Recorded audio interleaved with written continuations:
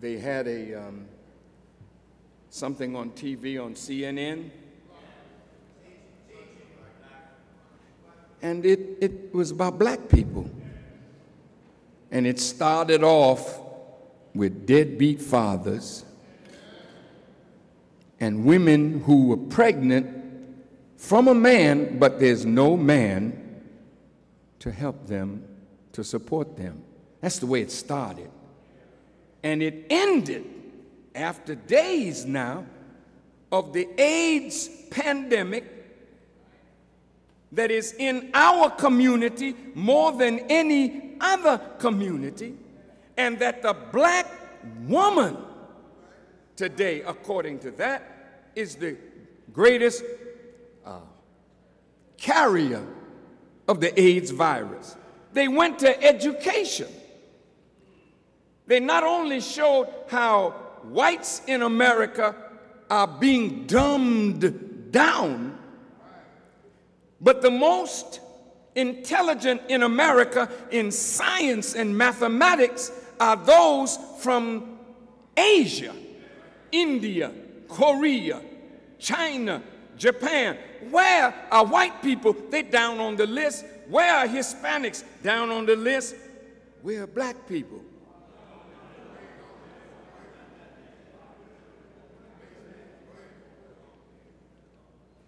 Now, if this is our condition, and if you go in the Caribbean, you'll see that the businessmen are Chinese, they're Arabs, they're white, they own the businesses. Black folk may be in office, but they're not the owners of the wealth. This is in the Caribbean. This is in Africa. Black people want to do something for self, but there's something missing. Talk to me. Well, wait a minute. If something is missing, my question to you is, don't we need somebody to address us and our concerns, to raise us, reform us, transform us, and make us again what God created us to be?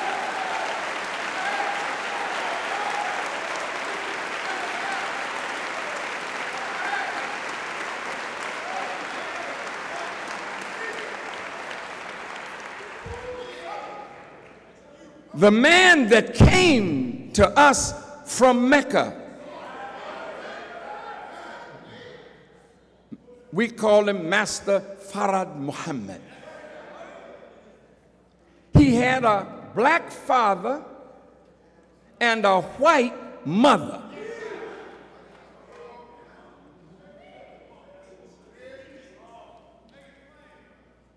That man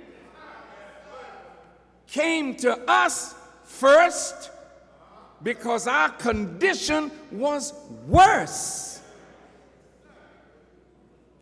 He was so skillful.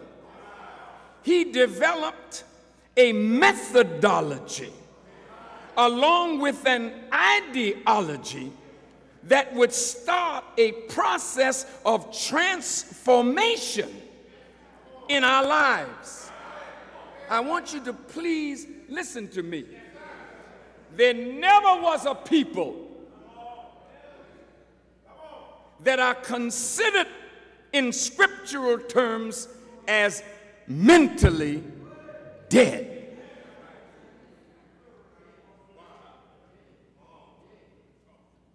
The Arabs were ignorant, but they weren't dead. They were in their own land, speaking their own language. They weren't dead, they were ignorant. All the people that had a prophet, they were in their land. God raised a messenger from among them that spoke their language and dealt with their problems.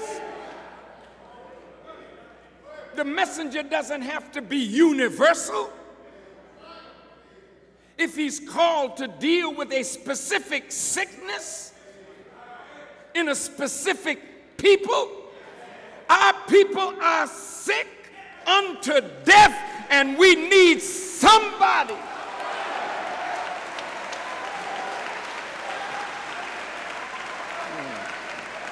Let's listen.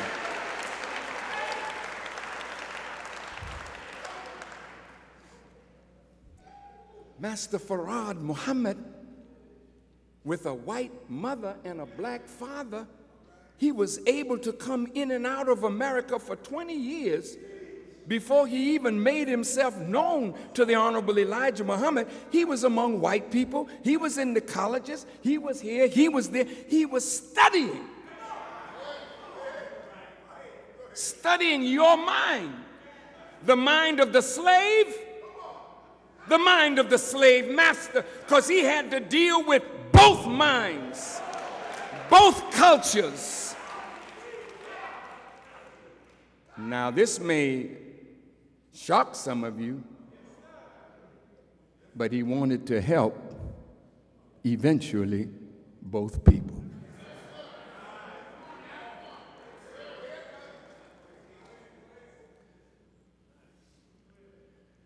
That message that you call black supremacy, that fed a broken heart, a broken mind, a broken spirit.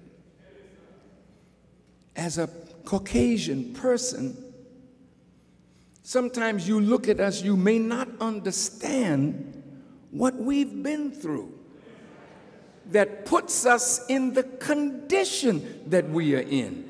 So you don't know how to deal with us. You don't know how to deal with us. The teachers that teach us in school, they throw up their hands.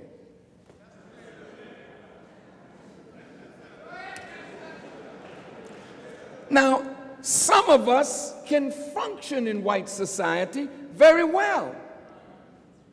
We're acculturated. We're educated. We're stimulated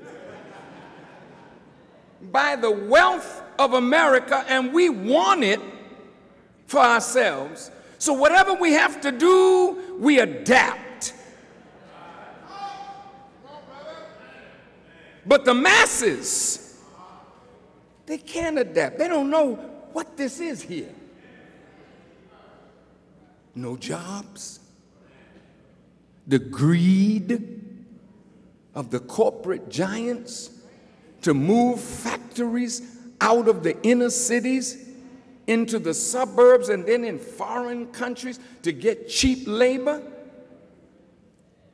That knocks out the white labor and black labor. Today, the whole move of enticing our brothers and sisters from Mexico and Central America to come here is because they have nothing there. So this is an enticement, and then corporate America says our bottom line is thinning out. We must increase our bottom line. Let's get cheap labor from Mexico, from Central America, South America. Our brothers and sisters from Mexico are not trying to take your job. They're just trying to survive. And by coming here, America already knew that they were undocumented, and they didn't care.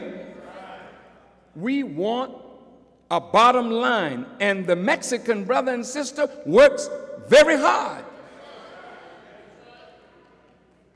Now, some of our brothers and sisters from Mexico and Latin America worked on this building. We didn't have to find them.